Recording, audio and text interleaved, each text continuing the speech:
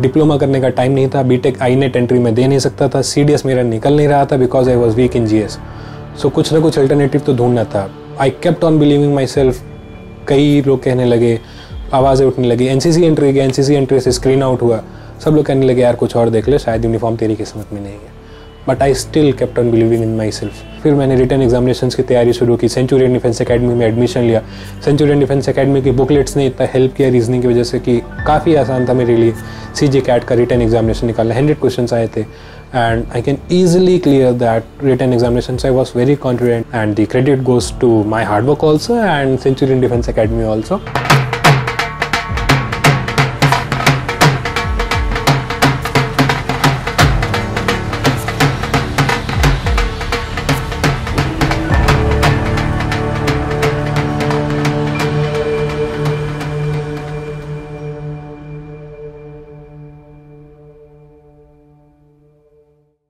जय हिंद दोस्तों, मेरा नाम नवनीत सिंह है और हाल ही में मैंने अपना रिकमेंडेशन एफएसबी नोएडा से प्राप्त किया है कोस्ट गार्ड असिस्टेंट कमांडेंट के लिए। मैं आज आपके सामने अपना मोटिवेशन, अपना सक्सेस स्टोरी कि क्या रहा मेरा मोटिवेशन बचपन से ज्वाइन करने का। आप सबका होगा आर्म्ड फोर्सेस की तरफ, मेरा भी था एक। जब मैं स्कूल में हुआ करता था तो क्लास 3rd और 4th की बात रही होगी, जब भी हम नए सेशन में जाते थे तो पहले दिन हमारे टीचर्स पूछते थे कि किस किस के पापा डॉक्टर हैं, तो वो बच्चे हाथ उठाते थे। सेकंड क्वेश्चन आता था कि किस किस के पापा आर्मी या पैरामिलिट्री में, तो मैं भी हाथ उठाता था क्योंकि मेरे पापा रेलवे प्रोटेक्शन फोर्स में सब इंस्पेक्टर थे। वो पल मेरे लिए गर्व का पल था कि हाँ, मेरा सबसे पहले क्लास में इंट्रोडक्शन हो रहा है। वो मेरा पहला बचपन का मोटिवेशन, जब मेरा झुकाव इस तरफ हुआ कि हाँ, वर्दी अच्छी चीज़ है, वर्दी एक ऐसी चीज़ है जो आपको समाज में इज्जत, समाज में आपको एक ओहदा दिलाती है। वो मेरा पहला मोटिवेशन था यूनिफॉर्म के लिए। उसके बाद समय के साथ बढ़ता हो गया, आर्मी के बारे में पढ़ता गया, ये एक्सरसाइज वो एक्सरसाइज, और यूनिफॉर्म की तरफ मेरा क्रेज़ बढ़ता गया। कॉलेज में आया, कॉलेज में मैंने बीएससी किया। कॉलेज और उसके बीच में एनडीए एग्जामिनेशंस की बारी आई। एनडीए एग्जामिनेशंस में क्लियर नहीं कर पाया, इसका मुझे आज भी रिग्रेट है। आप लोग पूरी जान लगाइए कि एनडीए एग्जामिनेशंस क्लियर करने के लिए एनडीए से सुंदर एकेडमी पूरे भारत में और कोई नहीं है। एनडीए एकेडमी में नहीं क्लियर कर पाया रिटन एग्जामिनेशन, जिसकी वजह से मैं एसएसबी नहीं दे पाया। उसके बाद मैं ग्रेजुएशन में आया तो एनसीसी के बारे में पता लगा, तो मैंने एनसीसी नेवल विंग ज्वाइन किया। जब मैंने एनसीसी नेवल विंग ज्वाइन किया, मेरा पर्सपेक्टिव ही बदल गया आर्म फोर्सेस की तरफ। यूनिफॉर्म, वो ग्लेयर, वो एटमॉस्फेयर, इतना अट्रैक्शन लगा मुझे यूनिफॉर्म की तरफ। जब मेरे अगल बगल ऑफिसर्स रहते थे नेवी के, तो लगा कि यार वर्दी ही है जो मुझको पहनना है और कुछ लाइफ में करेंगे नहीं। पापा पूछते थे यूनिफॉर्म के अलावा और क्या ऑप्शन है आपके पास, आप क्या करोगे? तो मेरे पास कोई आंसर नहीं रहता था। आई वॉज लाइक कि नहीं, और कुछ नहीं करना, पहनना है तो वर्दी पहनना है। तो मम्मा पापा ने काफ़ी समझाया कि नहीं, always keep a backup option. But नहीं, आई सेड कि नहीं, करेंगे तो यूनिफॉर्म करेंगे, नहीं तो फिर कुछ और देखेंगे। So I kept believing on myself and then हम लगातार ऑफिसर से एनसीसी में मीटअप होता रहा, अलग अलग कैंप्स गया, परेड्स कंडक्ट की, परेड कमांडर रहा। लीडरशिप क्वालिटीज़ अपने आप डेवलप हो गई और एनसीसी की तरफ, एनसीसी की वजह से और मेरा झुकाव बढ़ता गया आर्म फोर्सेस की तरफ। कब मैं एकदम पागल हो गया था आर्म फोर्सेस के लिए, मुझे पता भी नहीं था। और ये पागलपन ज़रूरी है, आर्म फोर्सेस के लिए पागलपन होना बिल्कुल ज़रूरी है। भले आपको चाहे जो भी कहे, अगर आप पागल नहीं हैं वर्दी के लिए तो आप सच्चे वर्दी के फ़ैन नहीं हैं। अगर आप उसके लिए नहीं, आप इस पागलपन को आप पॉजिटिव वे में लगाए। ये नहीं कि कुछ और करना नहीं, यहाँ पे भले मैं गलत था, लेकिन नहीं, आप इस पागलपन को पॉजिटिव वे में कि नहीं, आप पढ़ोगे, आप एसएसबी निकालोगे, आप ऑफिसर बनोगे, आपको यही चीज़ करना है। मैं एनसीसी किया, उसके बाद मुझे सीडीएस के बारे में पता लगा एंड सीडीएस में मुझे दुख हुआ कि मैं नेवी नहीं अप्लाई कर सकता था क्योंकि मैंने बीटेक नहीं कर रखा था। डिप्लोमा करने का टाइम नहीं था, बीटेक आईनेट एंट्री में दे नहीं सकता था, सीडीएस मेरा निकल नहीं रहा था because I was weak in GS. सो कुछ ना कुछ अल्टरनेटिव तो ढूंढना था। I kept on believing my self.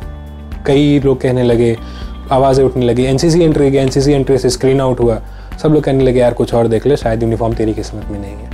But I still kept on believing in my self. अगर आप खुद पे भरोसा नहीं करोगे तो आप पे भरोसा कौन करेगा, ये बात हमेशा याद रखिएगा। मैंने खुद पे भरोसा रखा, पढ़ता गया। फिर मुझे अचानक से पता लगा कोस्ट गार्ड के बारे में, कोस्ट गार्ड असिस्टेंट कमांडेंट के बारे में।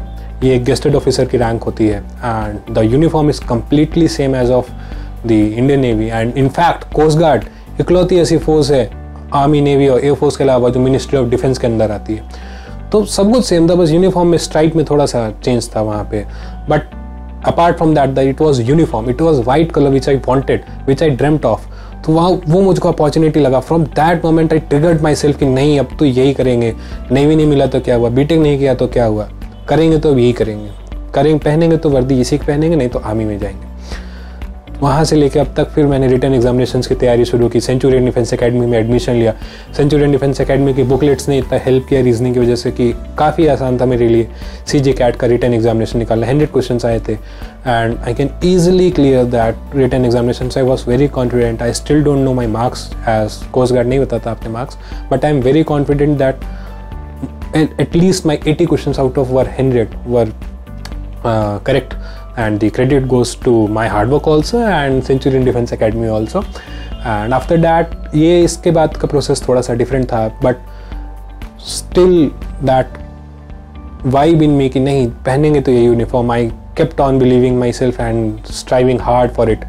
So मेरा जब भी मैं PSB यहाँ आता, स्क्रीनिंग में बैठता, प्रैक्टिस करता, तो यही सोचता रहता कि मेरा बेसिक मोटिवेशन क्या था, मेरा बचपन का सपना क्या था कि हाँ वर्दी वाले किसके पापा आर्मी में है, तो that was my very basic motivation. So I kept on believing in my self कि नहीं, एक दिन आगे भी और भी मुझे इसमें प्रेफरेंसेस मिलेंगे। कहीं ना कहीं यूनिफॉर्म का वो क्रेज़, वो इज़्ज़त, बेसिकली इज़्ज़त, पैसा क्या होता है, पैसा कुछ भी नहीं है, लेकिन इज़्ज़त जो चीज़ आपको मिलती है समाज में, वो आप इससे बड़ी वर्दी के लिए और कहीं भी नहीं है जो वर्दी के लिए इज़्ज़त है। वो मेरा बेसिक मोटिवेशन था। उसके बाद जब भी मैं किसी भी SSB जाता तो यही सोच के जाता। कोस्ट गार्ड की SSB गया तो लगा कि नहीं, एवरीथिंग इज़ वर्किंग आउट। जो पिक्चर मुझे स्क्रीनिंग में दिखी वो सेम पिक्चर थी जो मैंने सेंचुरियन डिफेंस एकेडमी में प्रैक्टिस की थी। वहाँ से सब कुछ मेरे फेवर में होता गया, मैं पूरा करता गया। And today I am in front of you and going to join academy, Indian naval academy on 25th of December. So I believe that you guys also will keep working hard. And मेरी इस journey में मेरे parents, मेरे mentors Shishir Dikshit sir and मेरे teachers का काफ़ी बड़ा सहयोग रहा। दोस्तों ने भी लगातार मुझे सपोर्ट किया। And one advice to you guys, always keep believing in yourself, always never lose hopes unless and until that's a dead end. Always keep believing in yourself, one day or the other things will change, things will turn in your favour. That is my advice to you all. Jai Hind, all the best for your future. Thank you everyone.